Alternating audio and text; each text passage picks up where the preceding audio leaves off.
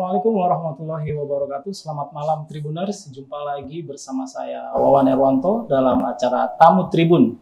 Malam ini kita kehadiran perempuan yang cantik dan punya kiprah di bidang pariwisata Sumsel. Siapa? Kita kedatangan Ibu Feby Yolan, Ketua Asita Sumsel. Selamat malam Bu Feby. Selamat malam Mas Wawan, apa kabar? Alhamdulillah baik. Seger terus ya? Harus dong ya, harus tetap semangat. Oke, saya kenal Ibu Feby ini dulu seorang penyiar gitu ya. Ya. Salah satu radio, saya juga fans. Waduh, masih inget ya? Padahal udah lama banget loh Mas Wawan ya. SMP waktu itu. Oh iya, saya SMA waktu itu. iya. Oh, jadi ketahuan nih. Oke, Iya. mungkin Gen Z perlu tahu siapa sih Mbak Feby ini. Oh, aduh. Mudah-mudahan ya masih Iya, inget ya. masih. Dulu tuh waktu kelas 2 SMA itu udah mulai berkiprah sebagai penyiar radio umumnya waktu itu ya. Selama kurang lebih 7 tahun. Lalu pindah ke Bandung nih. Jadi penyiar radio juga di sana. Penyiar radio, boleh disebutin nggak sih namanya? Boleh. Penyiar radio BR dan di Bandung. Lalu sambil siaran di radio, saya kuliah S2 di Bandung. Saya juga syuting di O Channel TV Jakarta. Lalu udah selesai semua itu balik lagi ke Palembang. Kan kita harus membangun kota tercinta kan ya. Saya selesai S2 di Bandung, selesai di O Channel TV, balik ke Palembang. Balik ke TVRI Sumatera Selatan menjadi presenter TV lagi di situ. Nah, rasanya tuh keinginan untuk terus berada di depan kamera, terus itu berbicara di depan gitu semakin menggebu-gebu, itu mungkin yang disebut dengan passion ya. Jadi saya memutuskan untuk kenapa nggak saya buka sekolah atau lembaga non formal komunikasi, lalu memutuskan untuk membuka lembaga pelatihan kerja swasta di bidang broadcasting, communication skill, service excellence sampai sekarang nih. Ditambah lagi satu lagi passionnya adalah traveling. Seneng jalan-jalan, senang keliling-keliling Indonesia, kalau bisa juga keliling dunia gitu ya. Ya udah deh kita buka biro perjalanan wisata aja. Gitu deh. Itu asal muasalnya saya membuka biro perjalanan wisata Cindo Citra Tour Travel Palembang. Selain lembaga pelatihan kerja swasta Cindo Citra juga. Gitu Mas Wawan. Berarti multi talent gitu ya. Ya, alhamdulillah lah ya. Insya Allah. Jadi sebetulnya cita-cita Mbak Feby ini apa sih? Cita-cita? Kalau cita-cita saya keliling dunia, simpel ya. Cita-cita saya ya pengen keliling dunia, pengen juga dulu sih pengen jadi psikolog, dulu juga pengen jadi presenter TV gitu ya. Ya 1-2 sudah tercapai lah, alhamdulillah. Yang pasti kalau ditanya basicnya lagi, cita-citanya apa sih? Ingin bahagia. Iya, dan sampai sekarang apa yang saya jalanin, saya merasa senang, happy. Saya pikir udah lumayan lah. Mungkin flashback pengalaman ya. Iya. Jadi penyiar, terus jadi presenter. Itu yang paling seru tuh mana tuh? Semuanya seru ya. Semuanya itu menantang diri kita to the limit gitu. Waktu pertama kali ditawarin, kamu mau siaran nggak? Saya udah nggak mikir apa, mau. Saya senang mencoba hal-hal baru. Dan saya tahu kalau saya nggak ngambil kesempatan itu, belum tentu datang lagi gitu. Jadi apa serunya? Di sana saya bisa explore apa yang saya punya dalam diri saya, dan saya juga bisa ada untuk pendengar, bisa menyapa mereka, bisa menghibur mereka. Itu untuk kesenangan sendiri sih. Agak bingung saya. Kenapa? Berarti fokusnya ke ini ya, ke entertainment gitu ya. Bisa dibilang seperti itu. Oke, baik, kita mungkin langsung ke inti ya dari persoalan ke Asita ya. Betul.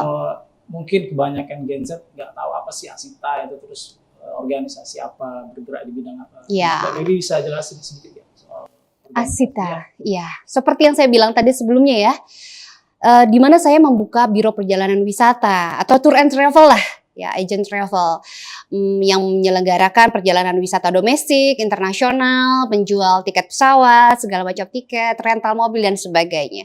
Waktu itu tahun 2008 saya sudah membuka biro perjalanan wisata dan saya berpikir, gimana nih ya mengembangkan bisnis ini dengan baik gitu. Bagaimana supaya saya bisa bersaing dengan biro perjalanan wisata yang lainnya. Saat itu kan belum ada online travel agent. Saat itu masih konvensional semua. Jadi masih maju-majunya nih, masih seru-serunya bisnis bersaing dan sebagaimana. Sebagai pemain baru tentu saya harus banyak belajar dong. Tidak cukup modal tempat yang bagus saja, tidak cukup juga modal karyawan yang banyak saja, tetapi bagaimana strategi, tools di dalamnya juga harus kita pahami dan pelajari. Itulah mulanya saya memutuskan untuk masuk ke ASITA, di Association of Indonesian Tour and Travel Agencies, satu asosiasi perjalanan wisata yang sudah cukup lama ya, 54 tahun sampai hari ini dan diakui pemerintah sebagai organisasi kepariwisataan di Indonesia. Saya masuk di DPD ASITA Sumsel waktu itu 2008. Setelah saya daftarkan perusahaan saya dan saya juga diangkat menjadi salah satu pengurusnya. Nah, begitu bergabung, banyak sekali manfaat yang saya rasakan begitu masuk organisasi itu atau asosiasi itu. Kebetulan itu adalah organisasi pertama saya. Di sana saya belajar berorganisasi, belajar juga bagaimana cara mengembangkan usaha saya di organisasi tersebut, dan banyak sekali manfaat yang saya rasakan. Berarti organisasi ini membawahi biro perjalanan. Betul, anggotanya adalah biro-biro perjalanan wisata di Sumatera Selatan.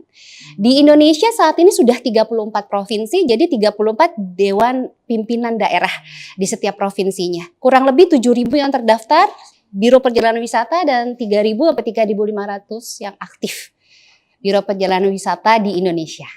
Sebagai ketua ketua asosiasi Ya. biro perjalanan tuh, Mbak ngelihatnya potensi wisata Sumsel itu seperti apa? Kalau kita bicara potensi Sumatera Selatan saat ini, saya akan berbicara sedikit bingung ya. Kalau kita bicara potensinya ke depan, karena saya berpikir bahwa apa sih yang mau dilihat di Palembang dan Sumatera Selatan, gitu ya. Palembang dan Sumatera Selatan itu terkenal dengan mais, kuliner, ya. Terkenal juga dengan banyaknya makam-makam atau religi, kampung kreatif dan sebagainya. Tetapi untuk alam kan kurang. Hanya ada di pagar alam, di Danau Ranau katakanlah seperti itu. Kenapa saya bilang agak suram? Karena Palembang kita harus akui bahwa beberapa waktu yang lalu sangat-sangat terkenal dengan event-event internasionalnya. Katakanlah Asian Games ya. Dan event-event internasional yang datang ke Palembang cukup membuat nama harum Palembang di kancah internasional. Tetapi kenyataannya hingga saat ini kita sedang mengalami kesuraman karena bandara kita domestik mengalami penurunan gitu. Makanya saya bilang kalau misalnya kita berbicara mengenai potensi, ada potensinya Sumsel ini. Gedung-gedung hotelnya luar biasa ya. Lalu juga kuliner dan sebagainya luar biasa, tetapi kalau tidak disupport dengan bandara dengan kelas internasionalnya, potensi itu tidak bisa berkembang dengan baik menurut saya. Kemarin kan sempat jadi bandara internasional ya? Betul, ya 17 tahun loh jadi bandara internasional. Berarti ada semacam penurunan kunjungan gitu ya? Iya, pastinya. Karena orang harus melalui hub yang lain untuk menuju Palembang. Katakanlah dulu kita bandara internasional itu dari Singapura dan Malaysia. Palembang, Singapura, Singapura, Palembang, Palembang, Malaysia, Malaysia, Palembang, direct ya Mas ya. Ya, sehingga banyak sekali wisatawan yang pergi ke sana dan juga wisatawan mancanegara dari Malaysia dan Singapura yang datang ke Palembang tanpa melewati transit ke Jakarta dulu atau ke Batam dulu. Tentu saja hal itu membuat penambahan wisatawan di Kota Palembang untuk wisatawan mancanegara. Sejak penurunan bandara internasional menjadi domestik ini tentu saja mengalami penurunan yang cukup signifikan. Dari data yang saya baca nih ya Mas ya, dari tahun sebelum Covid itu sampai 1.500-an wisatawan mancanegara nih ada nih datang ke Palembang. Menurun dari 2017, 18, 19 hingga akhirnya 2023, 2024 hanya 24 orang wisatawan mancanegara. Per bulan atau per tahun ya. per Mas. tahun? yang data yang saya baca ya. Kurang lebih, jadi penurunan itu cukup signifikan. Karena memang cost yang dibebankan kepada wisatawan cukup tinggi. Karena mereka harus ke Jakarta dulu untuk ke Malaysia. Mereka harus ke Jakarta dulu untuk ke Singapura atau ke Batam dulu gitu. 2 kali lipat. Kalau dulu kan Palembang Singapura doang gitu kan, langsung berangkat, nggak sampai 1 juta udah nyampe deh. Kurang lebih seperti itulah. Berarti ini PR pemerintah yang buat naikin Betul. status bandara. Betul. Selain Asita juga kami beberapa lintas asosiasi terus mendesak pemerintah nih untuk meningkatkan status bandara domestik SMB 2 Palembang menjadi internasional kembali. Seperti janjinya katanya Menhub ya, mengatakan bulan April ini mudah-mudahan saja tercapai menjadi bandara internasional. Oke, siap. Next pertanyaan yang lain, potensi apa yang bisa kita jual sebetulnya ke wisatawan mancanegara maupun domestik yang ada di Sumsel ini? Iya, kalau bicara soal potensi, kembali lagi kita harus bersaing dengan beberapa produk wisata dari daerah-daerah lain. Untuk itulah menurut saya Sumatera Selatan ini harus memiliki identitas pariwisatanya. Wisata apa sih yang bisa kita jual untuk wisatawan yang datang ke Sumatera Selatan? Katakanlah kalau misalnya ke Bali terkenal dengan wisatawan adatnya, kebudayaannya seperti itu. Kalau untuk Palembang nih atau Sumsel apa nih? Apakah wisatawan harus kita perkenalkan dengan wisata religinya, wisata kulinernya, atau wisata ekonomi kreatifnya, atau dengan kampung-kampung kreatifnya, desa-desa wisatanya, seperti apa? Itu dulu yang mau kita ke depan nih ya, mau ke depan bersama dengan pemerintah tentunya, bersama-sama kita rumuskan kira-kira judul apa yang pas untuk Palembang dan Sumatera Selatan, yang bisa kita jual, yang menjadi identitas bagi wisata Sumsel dan Palembang atau Sumatera Selatan lah khususnya. Tapi kalau secara umum, Palembang ini saya akui adalah terkenal sekali dengan historicalnya, sejarahnya, keterkaitan dengan kerajaan Sriwijayanya dari beberapa negara tetangga juga cukup tinggi ya Mas ya. Lalu juga wisata kulinernya yang tidak bisa kita pungkiri. Satu produk pempek aja dengan berbagai macam variannya itu kan luar biasa dan menjadi peringkat ke berapa gitu ya, di 10 besar makanan terenak di dunia katanya pempek itu. Dan itu juga kan merupakan hal yang bisa kita angkat. Lalu berikutnya selain wisata religi, wisata kuliner, satu lagi adalah sport tourism. Kenapa sport tourism? Yaitu tadi dikarenakan kita pernah menyelenggarakan perhelatan internasional untuk olahraga dan kita memiliki stadion olahraga terbesar di Asia Tenggara, Jakabaring Sport City, ya, dengan fasilitas infrastrukturnya, dengan LRT-nya yang luar biasa. Kenapa kita tidak tonjolkan itu menjadi salah satu tujuan wisata olahraga atau sport tourism yang ada di Palembang atau Sumatera Selatan? Kalau mendampingi wisatawan tuh sering nggak sih Mbak Feby? Ya, pastilah. Dari dulu. Kalau sekarang mungkin nggak sesering dulu, ya. Kalau dulu ya lumayan sering. Berarti ada spot-spot tertentu yang sering diajak. Ya, pasti. Mana saja sih yang menurut Mbak, ini loh yang bisa kita jual. Iya, kita bicara Palembang dulu. Iya, boleh ya? Palembang itu saya paling seneng nih kalau ngebawa wisatawan itu. Begitu turun dari pesawat nih, kita ambil kopernya, taruh di mobil, wisatawan kita ajak naik LRT, merasakan kebanggaan wong Palembang. Naik LRT, lalu turun di Jakabaring Sport City, dijemput oleh bus.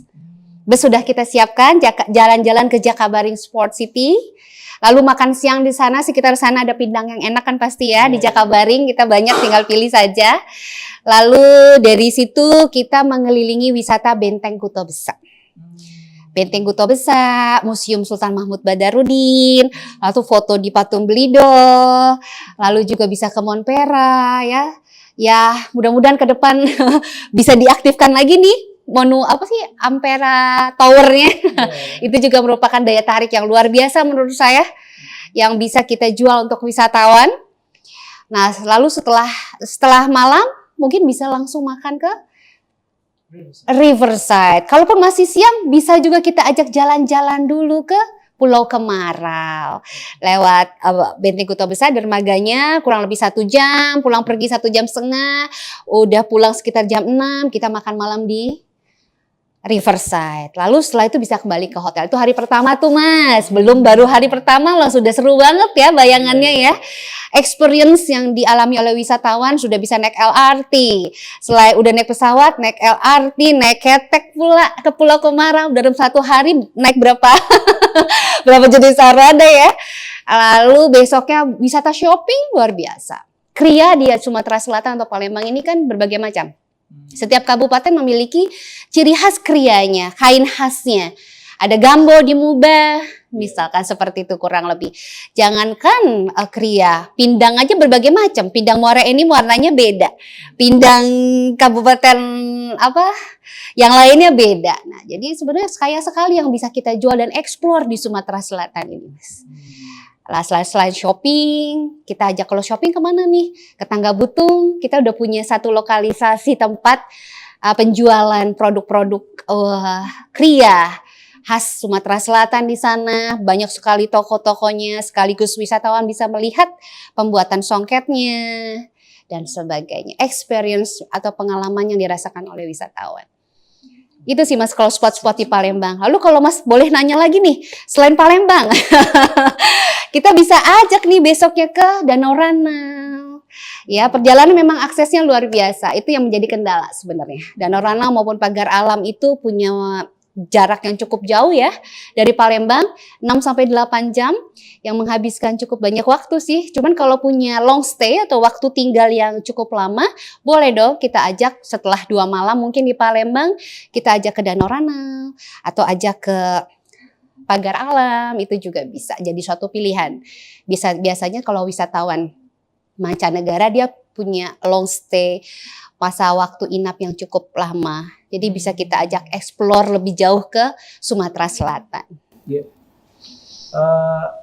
Tadi ada sedikit disebutkan kendala itu ya, masalah jarak ya. Iya, betul. Ada hal lain yang menjadi kendala dalam promosi wisata di Sumsel.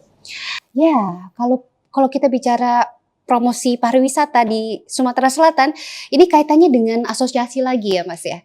Di mana kami sedang memperjuangkan kembali selain peningkatan status bandara domestik menjadi internasional, yang sedang kami perjuangkannya lagi adalah diaktifkannya kembali Badan Promosi Pariwisata Daerah.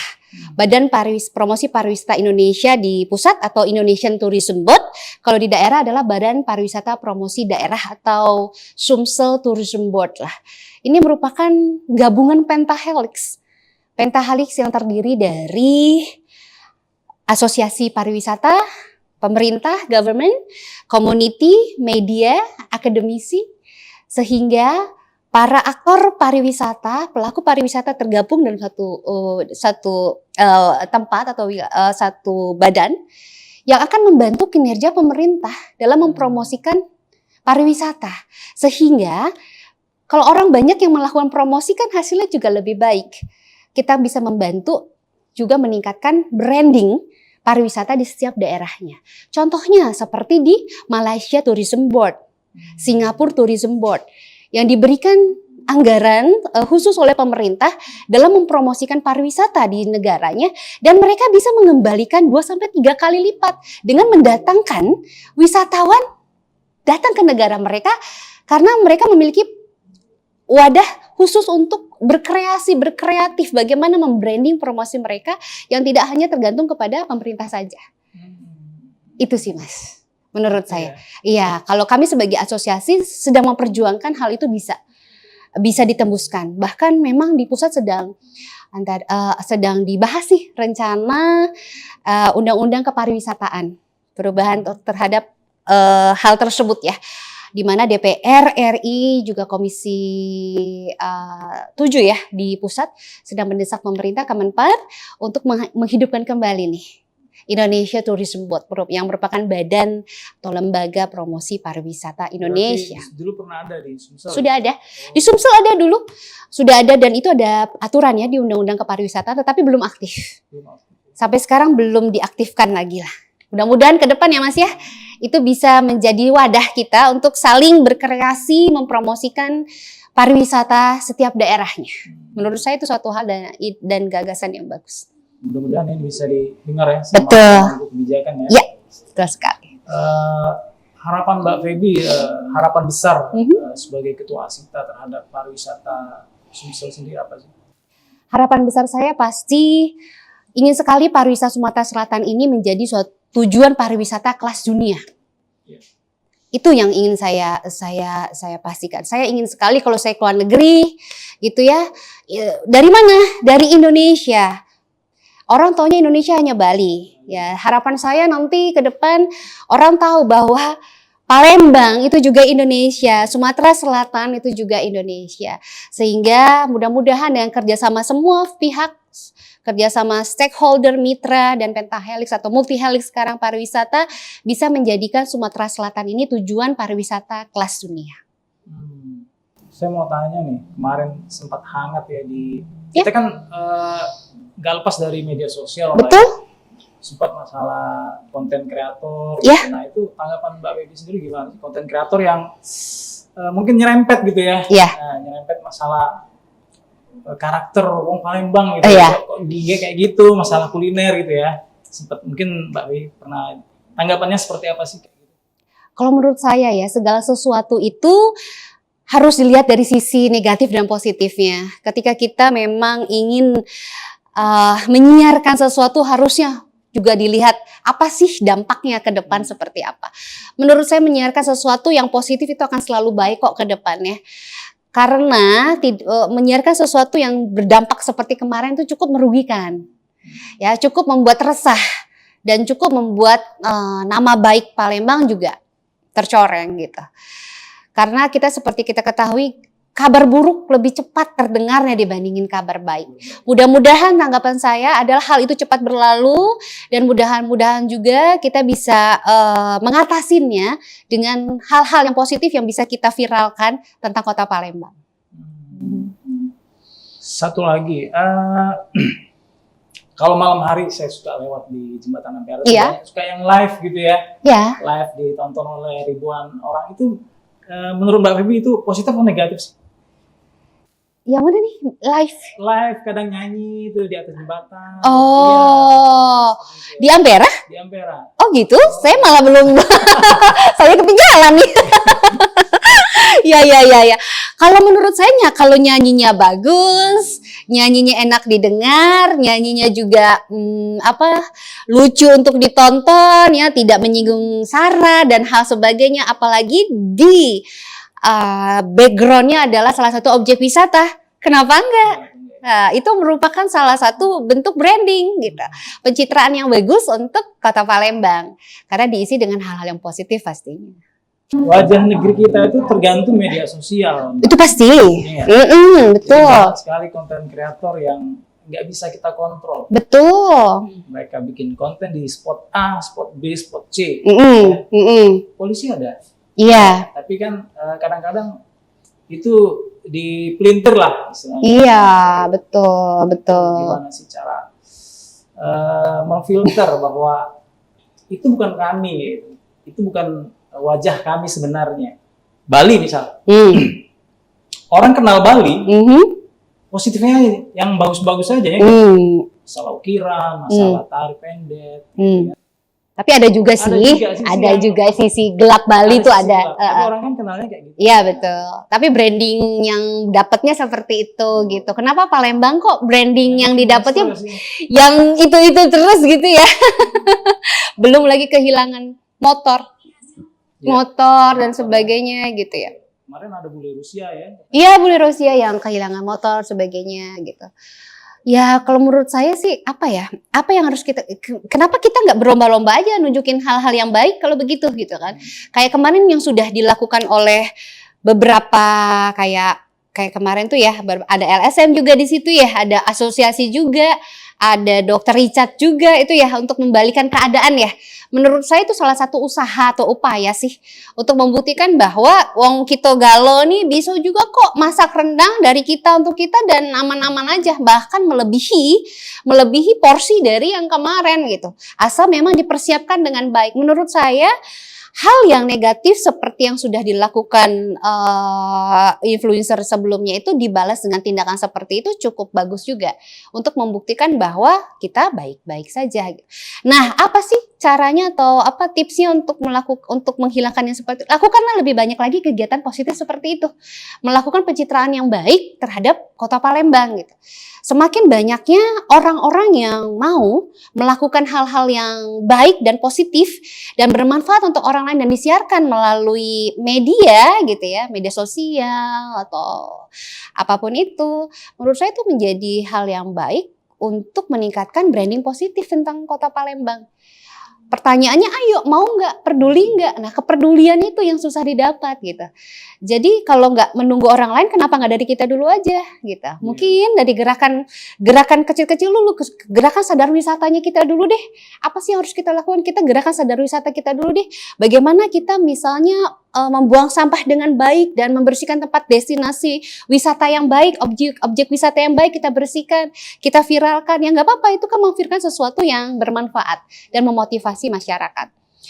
Menurut saya kesadaran wisata di Kota Palembang yang perlu ditingkatkan, di Sumatera Selatan yang perlu ditingkatkan, sehingga branding wisata yang baik akan didapat oleh Palembang dan Sumatera Selatan. Bali, kenapa Bali sudah bisa sedemikian? Karena mereka sudah bertahun-tahun, berdekade lalu sangat-sangat sadar wisata masyarakatnya. Karena pariwisata merupakan salah satu sektor prioritas utama untuk pendapatan daerahnya, sehingga mereka sangat tergantung sekali dengan pariwisata. Mau nggak mau mereka sudah belajar untuk melakukan pelayanan prima kepada siapapun, kepada wisatawan gitu. Nah, kenapa enggak kita di Palembang kita lakukan yang namanya gerakan sadar wisata bagi seluruh masyarakat Palembang, sampai tukang parkir, ya kan, sampai security, sampai anak-anak sekolah. Dan alhamdulillah sekarang di Kota Palembang sudah ada sekolah pariwisata. Ya, Politeknik Pariwisata. Mudah-mudahan banyak sekali generasi muda yang udah mulai bisa menularkan sadar wisatanya kepada keluarganya, masyarakat sekitarnya, sehingga kita bisa lebih baik lagi dalam menghadapi tamu yang datang ke Kota Palembang, wisatawan yang datang ke Kota Palembang, sehingga mudah-mudahan ke depan branding Kota Palembang akan jauh lebih baik. Closing statement, silakan Mbak Feby. Baik, jadi terkait masalah pariwisata, khususnya pariwisata Sumatera Selatan, tadi sempat bincang-bincang dan saya bisa menyimpulkan bahwa attitude is just a little thing, hal kecil saja, but make a big difference. Contohnya adalah senyuman. Senyuman adalah hal yang gampang dilakukan, mudah untuk dilihat dan nyaman untuk dirasakan. Dengan hal kecil seperti senyuman, good attitude dalam menerima tamu atau wisatawan, dan kesadaran wisata yang tinggi dari kita, lingkungan kita, dan masyarakat Palembang dan Sumatera Selatan, semoga kesadaran wisata semakin tinggi di masyarakat Sumatera Selatan dan menciptakan pariwisata yang kondusif, menyenangkan, dan juga menjadikan Sumatera Selatan tujuan pariwisata kelas dunia. Terima kasih. Ya, demikian Tribuners bincang-bincang kita dengan Ibu Feby Yolan, Ketua Asita Sumsel. Mudah-mudahan bisa berjumpa lagi dengan tema-tema yang lebih menarik. Wassalamualaikum.